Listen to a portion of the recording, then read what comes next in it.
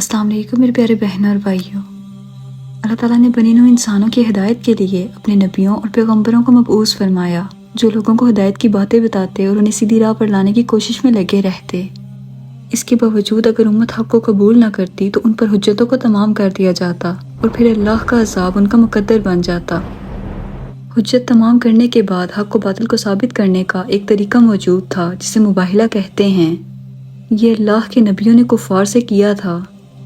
مباہلے میں دو افراد یا دو گروہ ایک دوسرے کے مقابلے میں بارگاہ الہی میں التجا کرتے تھے کہ جھوٹے پر اللہ کی لعنت ہو اور جو حق پر نہ ہو اس پر اللہ کا عذاب نازل ہو اور وہ ہلاک ہو جائے۔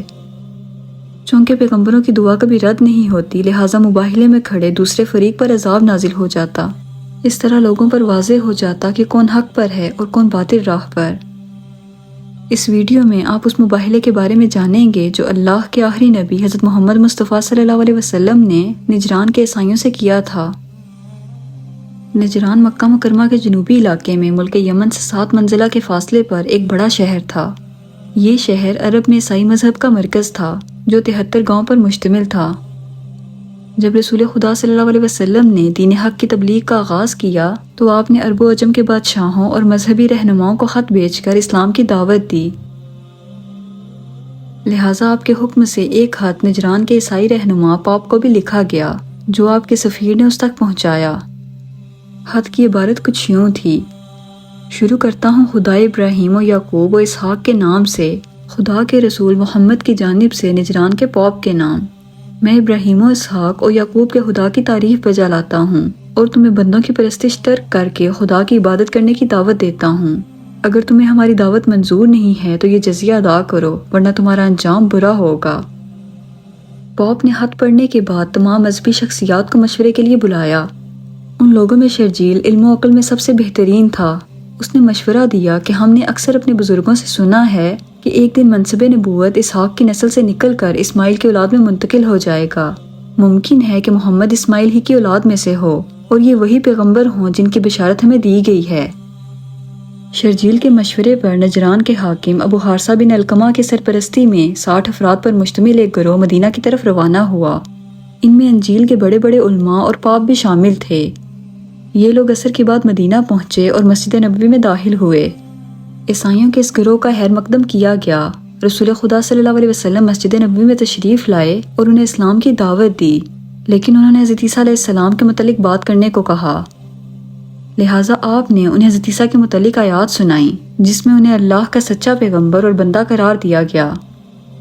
لیکن نجران کے پادریوں نے ان آیات کا انکار کر دیا اور اپنا کفریہ عقیدہ بیان کرنے لگے، جس کے مطابق حضرت عیسیٰ علیہ السلام، بی بی مریم اور اللہ تعالیٰ کو ایک روح اور معبود مانتے تھے، نعوذ باللہ۔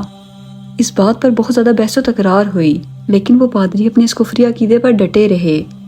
نبی صلی اللہ علیہ وسلم نے محکم دلائل دیے مگر وہ انکار کرتے رہے، یہاں تک کہ سورہ آل عمران کی یہ آیات نازل ہوئیں: اے پیغمبر، جو علم آ جانے کے بعد بھی آپ سے جھگڑا کریں تو ان سے کہہ دیں کہ آؤ ہم اپنے اپنے فرزند، اپنی اپنی عورتوں اور اپنے اپنے نفسوں کو بلائیں اور پھر خدا کی بارگاہ میں دعا کریں کہ جھوٹوں پر اللہ کی لعنت ہو۔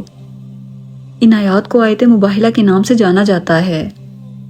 نبی صلی اللہ علیہ وسلم نے ان نصرانی علماء سے مباہلہ کے لیے کہا تو انہوں نے ایک دن کی مہلت مانگی۔ دوسرے روز صبح کو رسول خدا صلی اللہ علیہ وسلم مولا علی علیہ السلام کے گھر تشریف لائے اور اپنے پاک نواسے امام حسن علیہ السلام کا ہاتھ تھاما اور امام حسین علیہ السلام کو گود میں اٹھایا، اور مولا علی علیہ السلام اور اپنے لختے جگر جنتی عورتوں کی سردار بی بی فاطمہ الزہرا سلام اللہ علیہا کو ساتھ لے کر مباہلے کے لیے روانہ ہوئے۔ جب آپ اپنے اہل بیت کے ساتھ مدینہ کے باہر کھلے میدان میں تشریف لائے اور نصارہ نے آپ اور آپ کے اہل بیت کو دیکھا تو اپنے سربراہ ابو حارثہ سے پوچھا کہ یہ کون لوگ ہیں جو محمد کے ساتھ آئے ہیں؟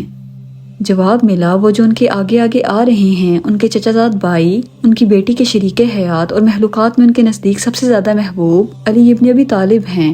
وہ 2 بچے ان کے فرزند ہیں جو ان کی بیٹی سے ہیں، اور وہ خاتون ان کی بیٹی فاطمہ ہیں جو حلقے خدا میں ان کے لیے سب سے زیادہ عزیز ہیں۔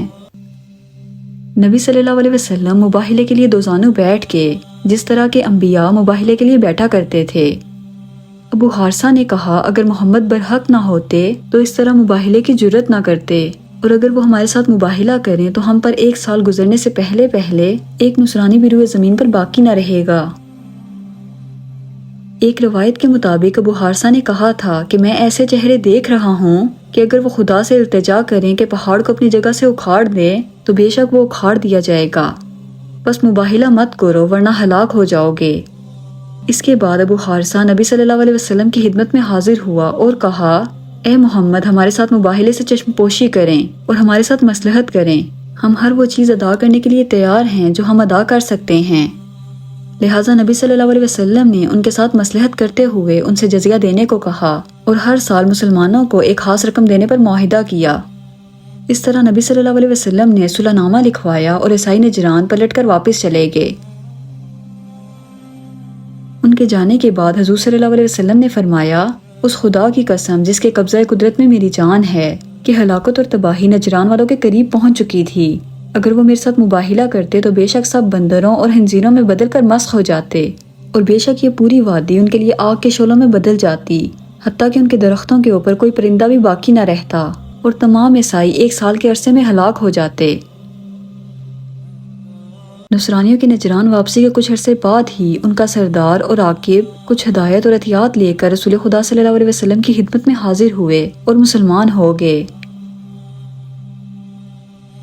دوستو، مباہلے کا دن اہل اسلام کا نصرانیوں پر فتح کا دن ہے، جس دن اللہ رب العزت نے رسول خدا صلی اللہ علیہ وسلم اور آپ کے اہل بیت کی برکت سے نجران کے ان عیسائی پادریوں پر حق واضح کیا اور پورے عرب و عجم میں اس سچے دین کو برتری عطا فرمائی۔ دوستو، مجھے امید ہے آج کی ویڈیو آپ کو کافی انفارمیٹیو لگی ہوگی۔